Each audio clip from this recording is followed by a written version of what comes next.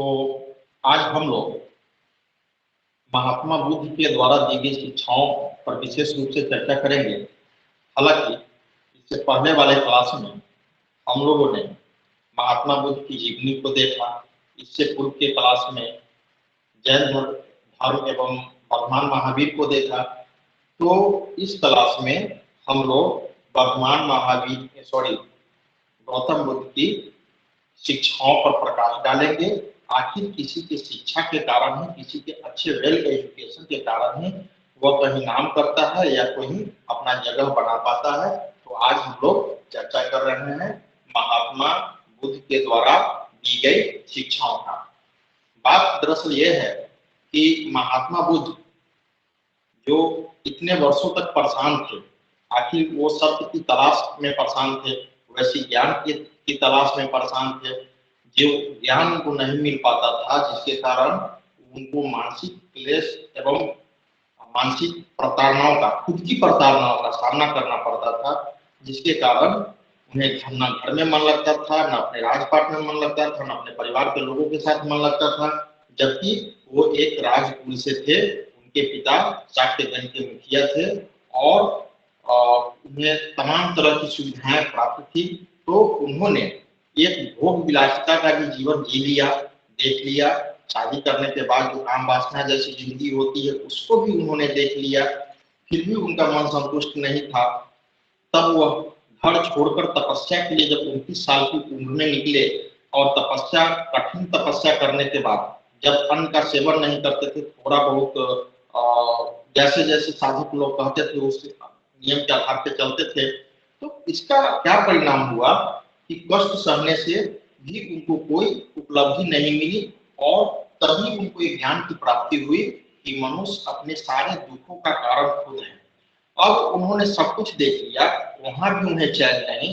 जो पूरी विलासिता की जिंदगी जीते थे वहां भी चैन नहीं। जब तपस्या में आए और शरीर को कष्ट पहुंचाना शुरू किए तो वहां भी उन्हें चैन नहीं। तो बस एक चीज उनको समझ में आया कि यह संसार दुखों से भरा है। क्या है? संसार दुखों से भरा है और जो है सो दुख प्रत्येक व्यक्ति के साथ है और दुख किसी का पीछा नहीं छोड़ रहा है। तो ये इन तरह की बातें दिमाग में आई उनको, और एक चीज और दिमाग में आई कि इन सब के पीछे कारण इंसान खुद है। यदि दुख है तो दुख का कारण भी इंसान खुद है, और दुख का कारण जब खुद है तो उसका निवारण भी है। ऐसी बात नहीं है कि उसका सॉल्यूशन नहीं है। और उसका सॉल्यूशन करने के लिए जो है एक और बात उन्होंने कही, दुख निरोधागामी प्रतिपदा, मतलब दुख को खत्म करने के भी उपाय हैं, कई तरीके हैं, और उसी को अष्टांगिक मार्ग कहा। तो इस प्रकार 4 बातें जो उन्होंने कही कि तपस्या के बाद जब उनको ज्ञान की प्राप्ति हुई, और वो 4 बातें क्या कही? आर्य सत्य। वो 4 बातें आर्य सत्य कहलाती। आर्य सत्य बुद्ध के अनुसार आर्य सत्य। आर्य सत्य क्या था? पहला था दुख। दुख दुख दूसरा दुख का कारण। दुख का कारण दुख का कारण। तीसरा दुख का निवारण। दुख का निवारण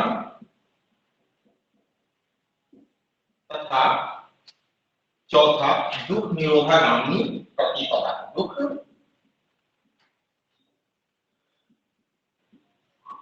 निरोधागामी प्रतिपदा।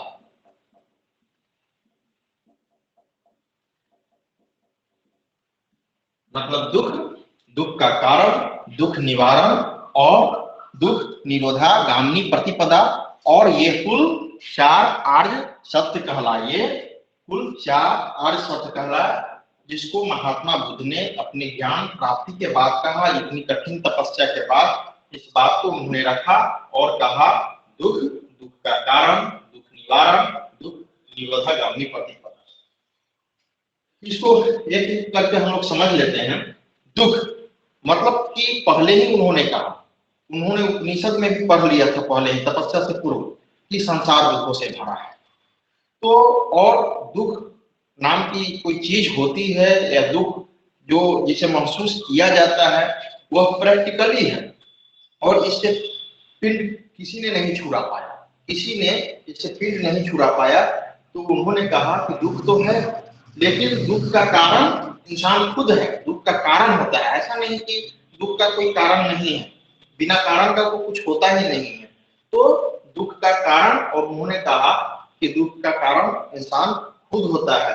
फिर यदि कारण है दुख का और दुख हो गया तो उसका सोल्यूशन भी है, तो उसको बुद्ध ने दुख का निवारण कहा। और इसको सॉल्यूशन कितने तरह से, दुख को सॉल्यूशन करने का जो ये तरीका होता है, जो विधि होता है, वो कहलाता है दुख निरोधा गामिनी प्रतिपदा। दुख निरोधा गामिनी प्रतिपदा।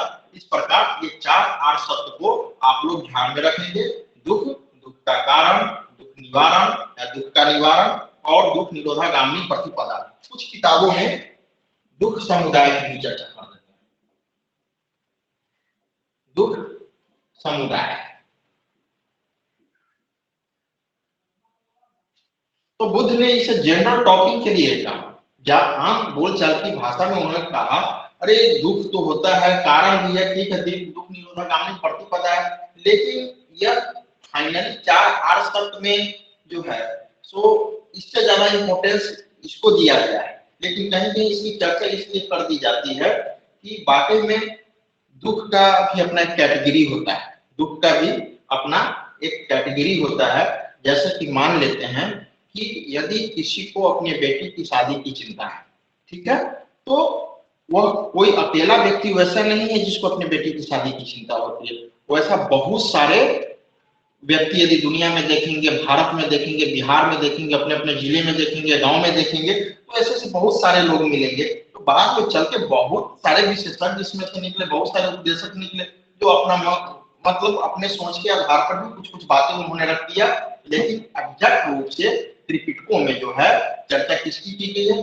दुख, ये दुख निवारण की। और ये 4 आर शब्द कहलाए कौन कौन? दुख, दुख निवारण, दुख का निवारण, दुख निरोध तथा हाँ दुख, हाँ दुख, दुख का कारण, दुख का निवारण और दुख निरोधागामिनी प्रतिपदा। ठीक है, तो ये इसके लिए चर्चा की गई। कहीं कहीं कारण, दुख का कारण के बदले दुख समुदाय की चर्चा लोग कर देते हैं, कारण के बदले कहीं कहीं लोग, कई किताबों में ऐसा देखा गया है, लेकिन उसके उतना ध्यान देने की जरूरत नहीं है। तो आम समझने की बात है, आम बोलचाल की भाषा में। तो दुख, दुख का कारण, दुख का निवारण, दुख निरोधागामी, हाँ दुख, दुख, दुख का कारण, दुख का निवारण और दुख निरोधागामी प्रतिपदा। और यह क्या है? इसको अष्टांगिक आखिर उपाय, सॉल्यूशन, मतलब कि वो प्रतिपदा जो जो उसके जो टेक्निक्स हैं दुख को सॉर्ट आउट करने की, और वो क्या हो सकते हैं, वो 8 इसके टाइप बताएं, 8 टाइप बताएं, जिसको अष्टांगिक मार्ग, क्या कहा गया? अष्टांगिक मार्ग।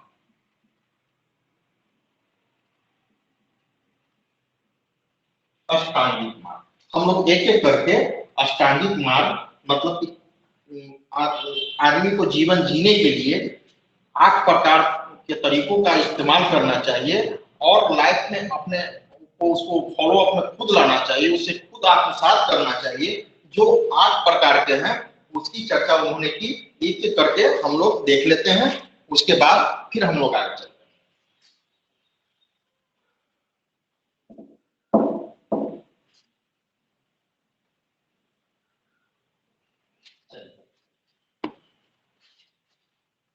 अष्टांगिक मार्ग में पहला सम्यक दृष्टि। क्या है? सम्यक दृष्टि। सम्यक दृष्टि कहने का मतलब कि हमारा नजरिया सही सही, हमारा नजरिया सोचने, हमारा नजर जो है अच्छे जगह पे जाए, गलत जगह पे नहीं जाए। और अपने परिवेश में भी हम देखते हैं कि बहुत सारे कुकृत्य तो होते रहते हैं, जिस पर ज्यादा ध्यान देने से आदमी खूब टेंशन में होता है। हाँ, गलत नहीं होने देना चाहिए, इस पे तो जरूर विचार करना चाहिए और इस पे एक्शन भी लेना चाहिए। लेकिन कितना जगह आप ध्यान देंगे? हो सकता है बहुत जगह आप देखेंगे तो वो जितना देखिएगा वो जानबूझ के वो गलत करेगा वो इंसान, और नहीं देखिएगा उसको गलत करना छोड़ देगा। साथ ही बहुत तर्क वितर्क करने के लिए तो बहुत तरह की बातें हैं, लेकिन इतना जान लीजिए कि नजर अच्छी जगहों पर ही जाना चाहिए। सम्यक का मतलब है सही सही, देखने का तरीका सही सही होना चाहिए। एग्जाम्पल के रूप में ले लेते हैं कि मान लेते हैं, यह सपोज कर लीजिए कि आप सभी स्टूडेंट्स रहे होंगे, तो यदि कोई लड़का या लड़की कहीं जा रहा है तो हो सकता है वो भाई बहन भी हो, लेकिन जो है कोई दूसरे तरह से भी उसकी व्याख्या कर देता है, मजाक उड़ाता है, तो उसका सोचने का नजरिया वैसा नहीं था, उसका देखने का नजरिया वैसा नहीं था, इसीलिए वह जो है गलत विचार अपने मन में ले आया, किसी की भावना को ठेस पहुंचाया। तो इस बात को आप सम्यक दृष्टि से समझ जाएं। और एक आता है सम्यक संकल्प। सम्यक संकल्प मतलब इरादा इंसान का सही सही होना चाहिए। आदमी का इरादा जो है बिल्कुल सही सही होना चाहिए कि यदि हम मान लेते हैं कि कोई हमें यदि गाली दे तो इसका यह मतलब नहीं है कि हम ठान ले कि उसको बर्बाद ही कर देंगे, उसको गोली मार देंगे, उसका हर तरह से सत्यानाश कर देंगे। तो यह गलत विचार मन में, और इसको मन में बैठा लेना, गलत तरह का गलत किसी भी प्रकार का संकल्प लेना, ये सब जो है तो अच्छी बात नहीं है। इसलिए संकल्प भी अच्छा लेना चाहिए। गाली दे दिया तो दे दिया, उसने गलती किया, हमने तो गलती नहीं ना किया, वो अपना बिगाड़ा, इस तरह का सोच होना चाहिए। और तीसरा हम लोग आते हैं सम्यक वचन। सम्यक मतलब होता है सही सही, सम्यक वचन मतलब कि बोलने का तरीका साफ साफ होना, सही सही होना चाहिए। ऐसा ना हम बोल दे कि इससे किसी के दिल पे चोट पहुंचे, किसी के भावना को ठेस पहुंचे और यह लड़ाई झगड़ा का भी कारण बन जाए। इसीलिए हम लोगों को बोली भी ढंग से करनी चाहिए, बात भी ढंग से करनी चाहिए। तो यहाँ हम सम्यक वचन का प्रयोग करेंगे। बोलने का तरीका हमारा ऐसा होना चाहिए जिसके कारण किसी के दिल पे ठेस न पहुंचे और बाद में वह विवाद का कॉज न बने। तो इस प्रकार हमने सम्यक दृष्टि देखा, सम्यक संकल्प देखा, सम्यक वचन देखा, और अगला देखते हैं सम्यक कर्म।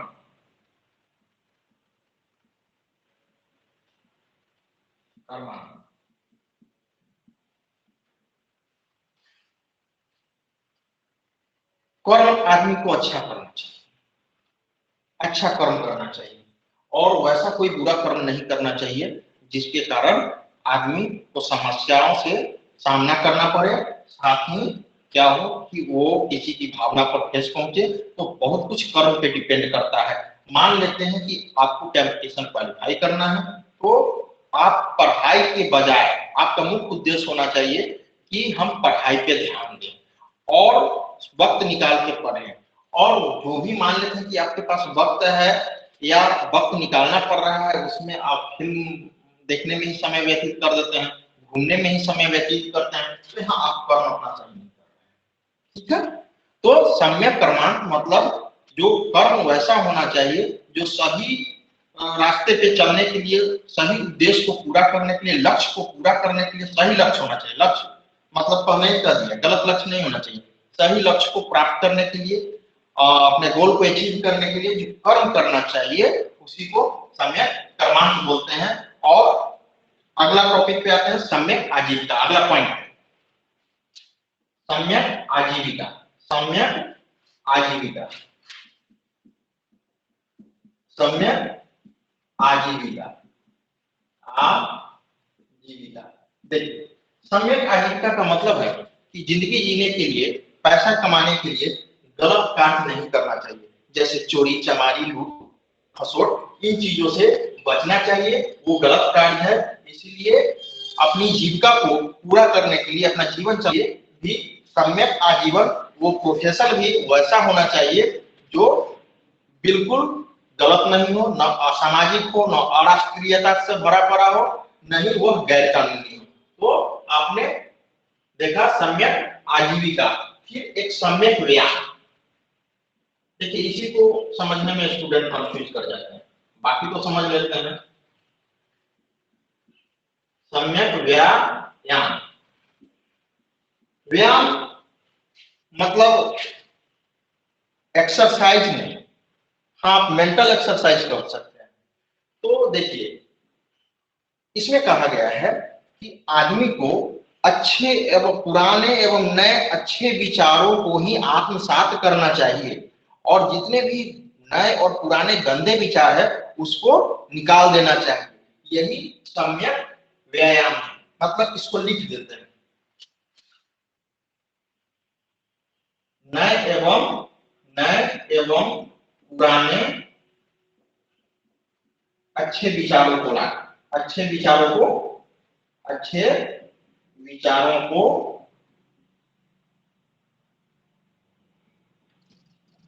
आत्मसात करना। ठीक है, आत्मसात करना, नए एवं पुराने अच्छे विचारों को आत्मसात करना। ठीक है, तो ये क्या हो गया, सम्यक व्यायाम। अब 1 2 3 4 5 6, अब 2 और बच गए। एक है सम्यक स्मृति, इसको हम मिटा दे रहे हैं। ठीक है,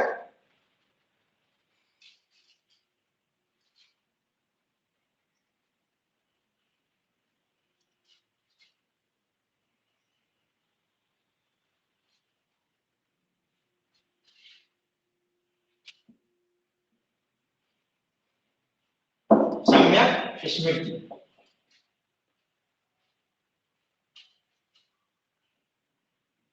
सम्यक स्मृति।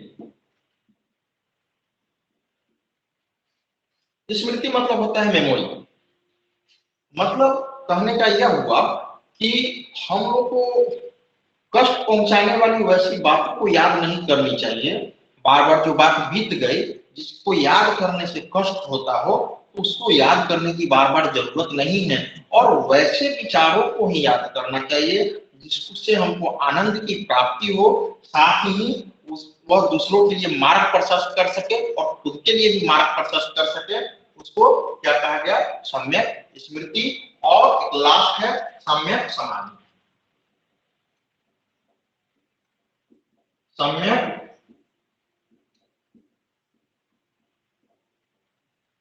समाधि, ठीक है। सम्यक समाधि, समाधि मतलब तपस्या करना। मतलब वो तपस्या उस विचार से करे जिससे लगे कि नहीं हम दुनिया को राह प्रशस्त कर सकते हैं, जगत का कल्याण कर सकते हैं। और चूंकि ऑलरेडी महात्मा बुद्ध पहले ही सीख गए कि भूखे प्यासे रह के तपस्या करना खुद को कष्ट पहुंचाना है, और यह जो है आत्म खुशी के लिए आत्म शुद्धि का ये कोई सॉल्यूशन नहीं है। तो कहने का मतलब कि तपस्या में भी स्वार्थ नहीं शामिल होना चाहिए, समझ गए। और ग्रामीण परिवेश में बहुत जगह सुनने को मिलता है कि बहुत सारे तो इसलिए तपस्या करते हैं कि उनका विचार जोग टोंग वाला विचार होता है, किसी के प्रति अहित करना उनका विचार होता है, और तांत्रिक स्वभाव वाली विचारधारा उनके अंदर आ जाती है, और तरह तरह से वो साधना करना शुरू कर देते हैं शमशान घाट के किनारे, शमशान घाट में तो कहीं कहीं, और वो सोच उनका सही नहीं होता है, ऐसा सुनने को मिलता है। तो ऐसा सोच नहीं होना चाहिए। तो समाधि मतलब तपस्या उपासना का तरीका भी नेक होना चाहिए, साफ साफ होना चाहिए। इस प्रकार हम लोगों ने अष्टांगिक मार्ग को भी देख लिया, जो 4 आर्य सत्य में जो दुख निरोधगामी प्रतिपदा है, तो उसके उपाय हैं, उसके प्रकार है। कहीं कहीं अष्टांगिक को दुख निरोधगामी प्रतिपदा को अष्टांगिक मार्ग भी कहते हैं, आप ऐसा भी कह सकते हैं। तो हम लोगों ने 4 आर्य सत्य को देख लिया, और अष्टांगिक मार्ग को अष्ट अष्टांगिक मार्ग भी कहते हैं। इसको 4 8 8 या अष्ट आर्य अष्टांगिक मार्ग, आर्य अष्टांगिक मार्ग, अष्टांगिक मार्ग, ठीक है। अब हम लोग यह देख लेते हैं कि ये तमाम बातों की जानकारी हमें कहां से प्राप्त हुई। तो आप यह समझ लीजिए कि महात्मा बुद्ध के द्वारा दी गई तमाम शिक्षाओं का संकलन पाली भाषा में लिखित त्रिपिटक से प्राप्त हुई है और त्रिपिटकों की संख्या 3 है और पिटक का मतलब होता है पिटा, ठीक है। विनय पिटक, शुद्ध पिटक एवं अभिधम्म पिटक। विनय पिटक, शुद्ध पिटक एवं अभिधम्म पिटक।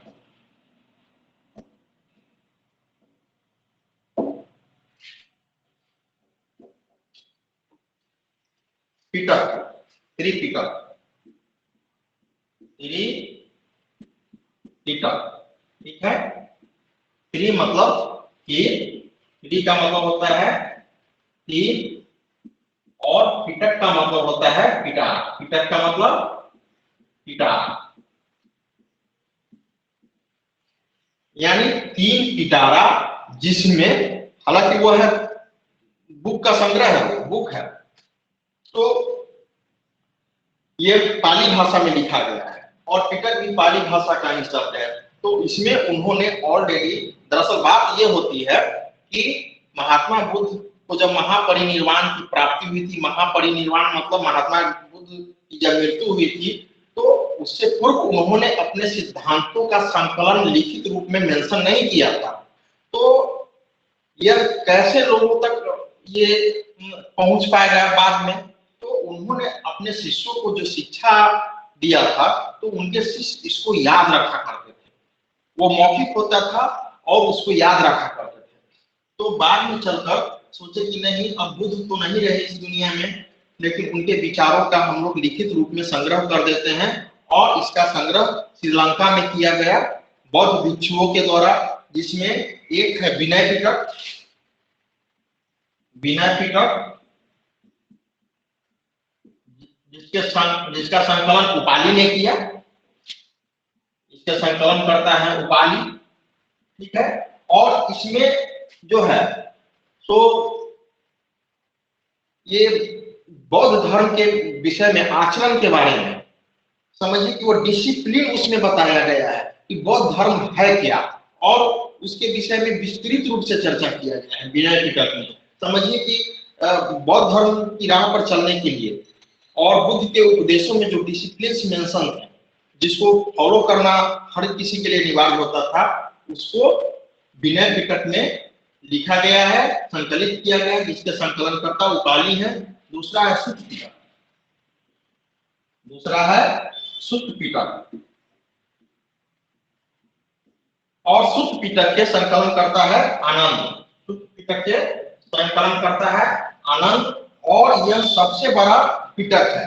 सुत्त पिटक जो है सबसे बड़ा पिटक है, जिसमें जो है संपूर्ण बौद्ध सिद्धांतों का उल्लेख विशेष रूप से किया गया है, और इसे 5 निकाय में, 5 भाग में बांटा गया है, जिसको पंच निकाय कहते हैं। 5 निकाय में बांटा गया है, और हमने कभी चर्चा किया था कि अंगुत्तर निकाय, अंगुत्तर निकाय भी उसी का एक निकाय है। सबसे इंपॉर्टेंट है सुत्त पिटक, और उसमें अंगुत्तर निकाय है, जिसमें यह चर्चा किया गया है कि महात्मा बुद्ध के जन्म से पूर्व भारत 16 महाजनपदों में विभाजित था, ठीक है। तो अंगुत्तर निकाय की चर्चा किसमें है? सुत्त पिटक में, और इसमें कुल 5 निकाय की चर्चा की गई है।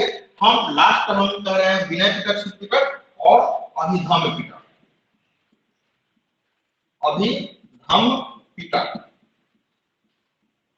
इसका संकलन मोगलीपुत्र ने किया। इसका संकलन मोगलीपुत्र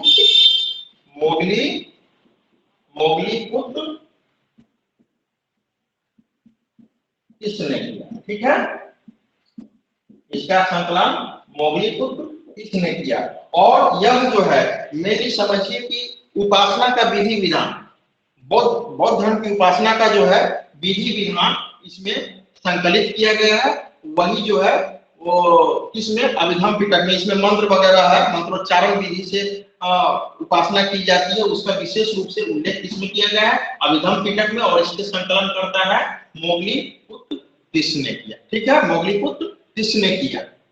तो पहले ही हमने कह दिया कि बुद्ध जो है वो तार्किक विचार को ज्यादा अपनाते थे, और धर्म उसी को कहते हैं जानो तो मानो, बाकी वो अंधविश्वास में भरोसा नहीं करते थे। यही वजह है कि ईश्वर में उनको विश्वास नहीं था, पुनर्जन्म में उनको विश्वास था, लेकिन ईश्वर में उनको विश्वास नहीं था, आत्मा को भी नहीं मानते थे। यह बुद्ध की कल्पना थी, बुद्ध का स्वयं का सिद्धांत था, और उन्होंने अपने सिद्धांत में, अपनी शिक्षा में इतनी घोर तपस्या के बाद इतना ही बात को विशेष रूप से उन्होंने सीखा। और यह बातें में कोई कमजोर बातें नहीं है, यह सबको सोचने पर मजबूर कर देने वाली बात है। और सत्य है तो यही है, चार आर सत्य है तो है, और उसको सॉल्यूशन करने का जो मार्ग है, अष्टांगिक मार्ग है, वो भी सत्य है तो है। और यही वजह है कि महात्मा बुद्ध को लाइट ऑफ एशिया कहा गया, एशिया का ज्योति पुंज कहा गया। उन्होंने जो है उनके सिद्धांत में, उनके उपदेशों में त्रिरत्न की बात भी कही गई है। बुद्ध के त्रिरत्न की बात, बुद्ध, धम्म और संघ। बुद्ध उसी को कहा गया है जो तार्किक रूप से किसी भी विचार को रखता हो, उसको बुद्ध कहा गया है। और धम्म का मतलब ये होता है कि उस विचार को फैलाना और उस विचार को चर्चा में लाना, धम्म कहलाता है। और चर्चा को अधिक बढ़ाने के लिए, लोगों तक, विशाल जन समुदाय तक पहुंचाने के लिए संघ की अनिवार्यता होती है, एक यूनियन होना अनिवार्य है, उसको संघ कहा। तो महात्मा बुद्ध के ये त्रिरत्न थे, बुद्ध, धम्म और संघ। और इन तमाम बातों की चर्चा, इन तमाम बौद्ध शिक्षाओं की चर्चा उन्होंने त्रिपिटक में, उन्होंने नहीं, उनके शिष्यों ने त्रिपिटक में दिया। और उसी से तमाम बातें बुद्ध धर्म के संबंध में तमाम बातें आती है। और इन पिटकों की रचना पाली में की गई, और महात्मा बुद्ध खुद ही धर्म की प्रचार प्रसार, धर्म का, अपने उपदेशों का प्रचार प्रसार पाली भाषा में करते थे। उन्होंने ही एक्सेप्ट किया कि संस्कृत भाषा प्रचार प्रसार का या उपासना का या पूजा पाठ का, विधि विधान का कोई सॉल्यूशन नहीं है। हमें आम बोलचाल की भाषा में पूजा अर्चना करनी चाहिए, अपने विचारों को फैलाना चाहिए, ताकि अधिक से अधिक बातों को लोग समझ सके। तो ये थे बौद्ध धर्म से संबंधित कुछ शिक्षाएं, उनकी द्वारा दी गई शिक्षाएं। अगले क्लास में हम लोग कुछ और टॉपिक करेंगे, एक छूट गया है बौद्ध संगीति, उसकी चर्चा हम लोग अगले क्लास में कर लेंगे। तब तक के लिए धन्यवाद।